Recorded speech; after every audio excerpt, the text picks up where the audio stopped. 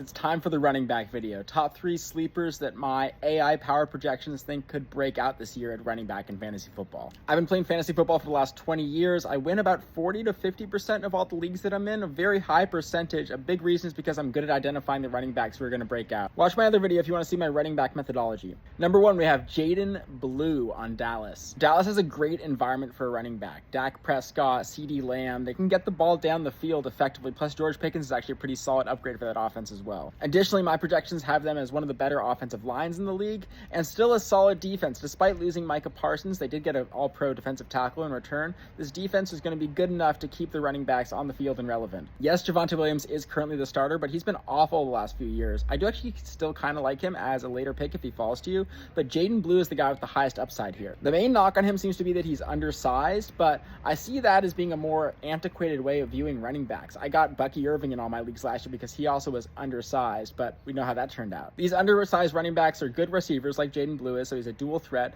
Plus, honestly, they're still pretty effective at the goal line off, and all they have to do is just get a couple key touches to gain the coach's trust. I can see that happening for Jaden this year. Next up, we have Trey Benson on the Arizona Cardinals. I was surprised at how highly ranked the Arizona Cardinals offensive line and defense were in my AI-powered projections. And Kyler Murray, again, is good enough to get the ball down the field here. All that stands between Trey Benson and a starting job is 30-year-old James Conner, and he even has admitted himself that we're going to see more of Trey Benson in this coming season. Benson was hyped up as a rookie last year, but he really sucked for the first half of the year. It wasn't until the very end that we started to look like a proper NFL running back. He goes late in drafts, and again, I could easily see him ending the year as one of those top 10 guys week to week. Last but not least, we have Chris Rodriguez on the Washington Redskins. A lot of candidates for this last spot, honestly. If you saw my other video, you know I like RJ Harvey in Denver as well. It's a bit of a crowded running back room. I know that Ja'Cory Krosky-Merritt gets a lot of buzz this offseason, and his name is a lot more fun than Chris Rodriguez is, but I think Chris Rodriguez is the better player here. He's bulky, he's the favorite to be the goal line back, plus he could emerge as much more. He's been very solid all preseason, something like 7 yards per carry. I had to amend my strategy actually a little bit last year because I did not invest at all in Saquon Barkley. I thought that having a rushing quarterback would vulture too many of his TDs, and